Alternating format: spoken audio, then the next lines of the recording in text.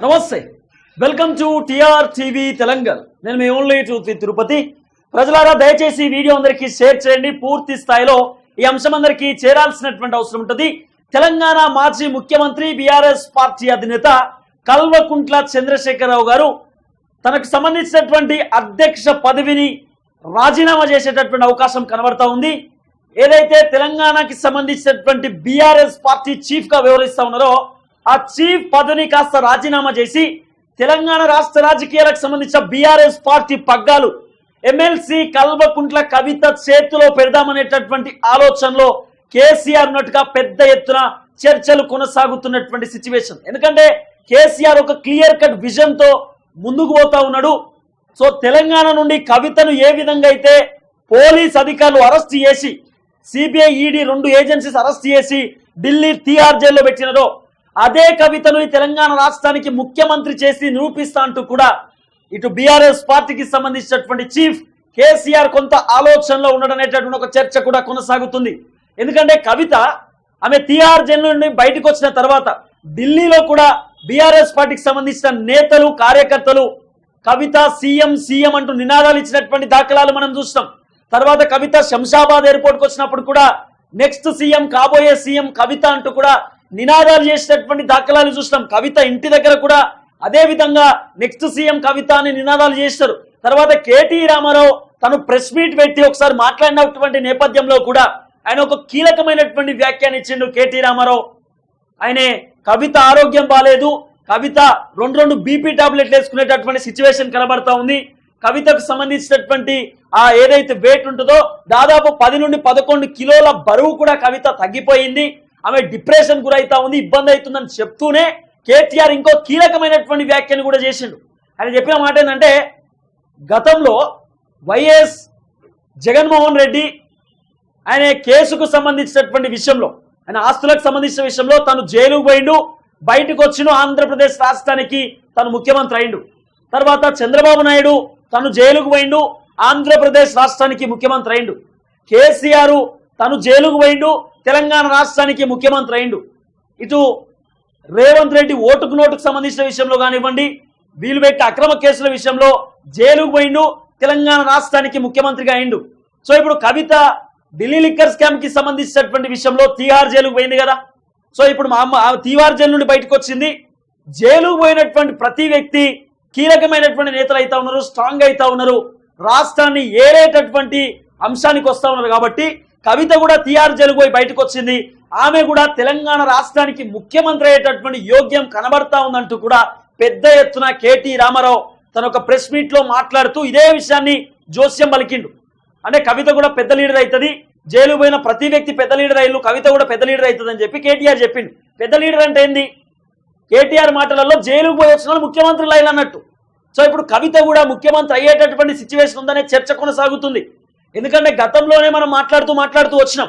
So ఇటు కేసీఆర్ ఏదైతే BRS party పెట్టిండో, కేసీఆర్ బీఆర్ఎస్ పార్టీ పెట్టినప్పుడు తెలంగాణ రాష్ట్రానికి మరి కేసీఆరే అధ్యక్షత వహిస్తారా, లేకపోతే కేటీఆర్కి ఏమైనా వారసత్వానికి సంబంధించినటువంటి విషయంలో ఈ తెలంగాణ రాష్ట్రానికి సంబంధించిన ప్రెసిడెంట్ పదవి ఇచ్చేటటువంటి అవకాశం ఉండొచ్చా, లేకపోతే హరీష్ రావుని ఏమైనా ప్రెసిడెంట్ పదవి లెక్క కూర్చోబెట్టేటటువంటి సిచ్యువేషన్ ఉండొచ్చా అంటూ కూడా పెద్ద ఎత్తున చర్చలు కొనసాగినాయి. కానీ సీన్ కట్ చేస్తే లేదు కేసీఆరే ఇక్కడ అధ్యక్ష పదవి ఉండేటటువంటి సిచ్యువేషన్ ఉండొచ్చు అంటూ కూడా పెద్ద ఎత్తున ఒక చర్చలు నడిచింది. కానీ కవితకు మాత్రం లేదు కవితకు ఛాన్స్ లేదంటూ కూడా ఒక విమర్శలు వచ్చినాయి. కానీ ఇప్పుడు సీన్ కట్ చేస్తే బీఆర్ఎస్ పార్టీ అంటే పార్టీకి అధ్యక్షత, తెలంగాణ రాష్ట్రానికి సంబంధించినటువంటి అధ్యక్షత మాత్రం ఎమ్మెల్సీ కవిత చేతిలో తెలంగాణ రాష్ట్ర బీఆర్ఎస్ పార్టీకి పెడదామనేటటువంటి ఆలోచనలో కేసీఆర్ కనబడతా ఉన్నాడు.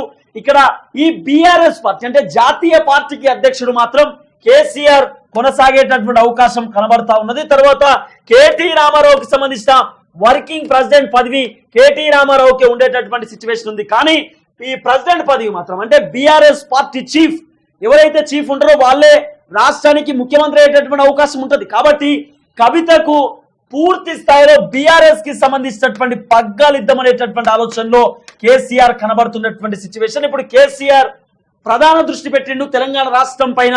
సో కేసీఆర్ అలాగే కేటీ రామారావు అలాగే హరీష్ రావు అట్లనే ఎమ్మెల్సీ కవిత వీళ్ళు నలుగురు కూడా పాదయాత్ర చేసేటటువంటి సిచ్యువేషన్ కనబడతా ఉన్నది. అంటే పాదయాత్ర అంటే కేసీఆర్ మాక్సిమం బస్సు యాత్రకు ముందుకు పోయేటటువంటి అవకాశం కనబడుతున్న పరిస్థితి. తర్వాత కవిత, కేటీఆర్, హరీష్ రావు ముగ్గురు కూడా మూకముడిగా పాదయాత్ర చేసేటటువంటి సిచ్యువేషన్ కనబడతా ఉంది. దాదాపు 119 నియోజకవర్గాలు 33 జిల్లాలలో ముగ్గురు కూడా పాదయాత్ర చేసేటటువంటి సిచ్యువేషన్ ఉండొచ్చు.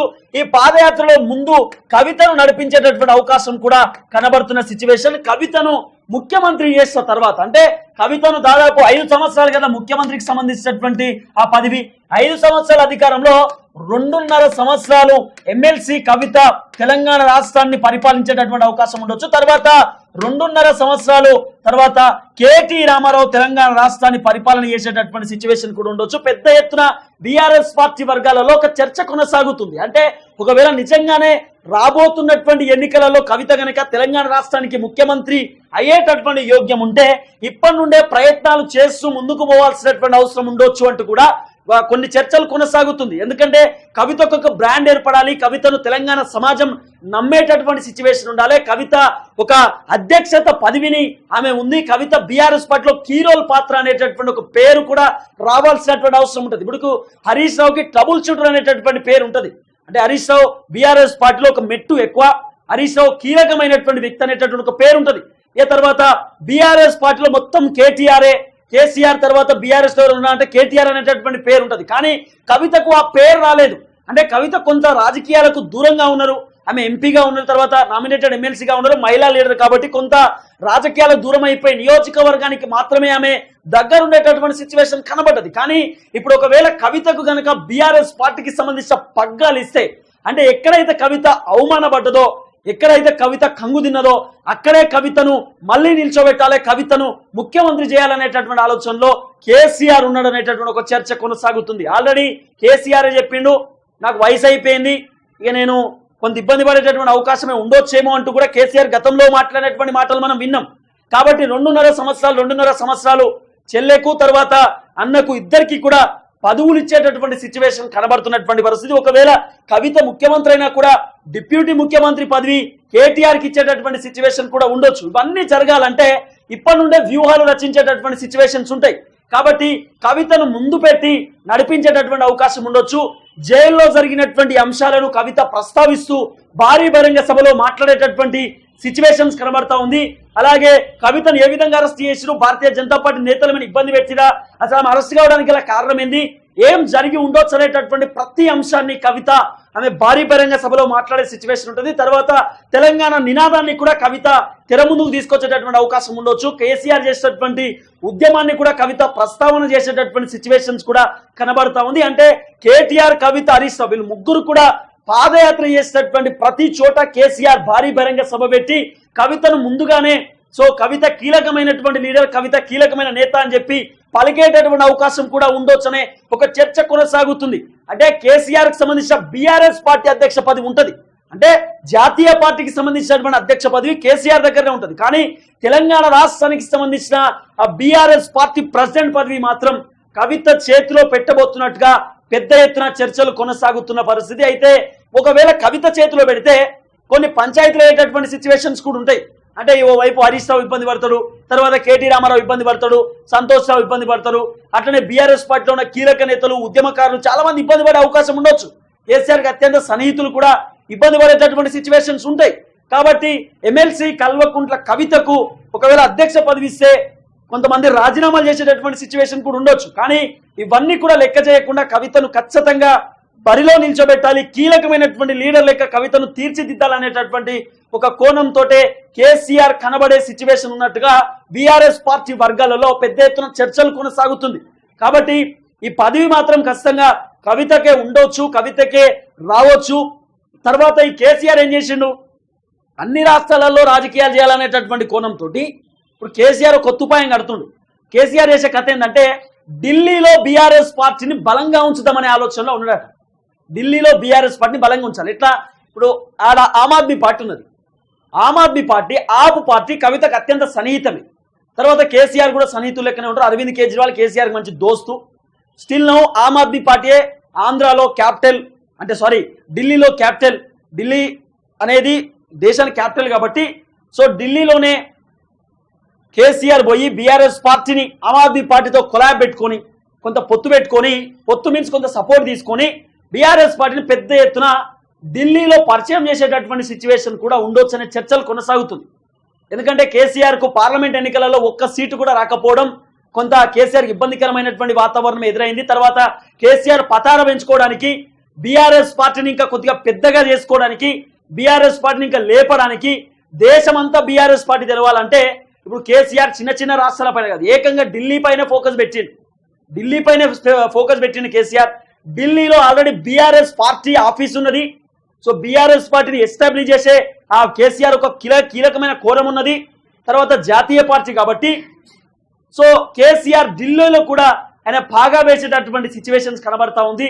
కవితకు తెలంగాణకు అప్పచెప్పి కేసీఆర్ పూర్తి స్థాయిలో అన్ని రాష్ట్రాలలో మళ్ళీ బీఆర్ఎస్ పార్టీని మళ్ళీ పునర్వం తెచ్చేటటువంటి సిచ్యువేషన్ ఉంది.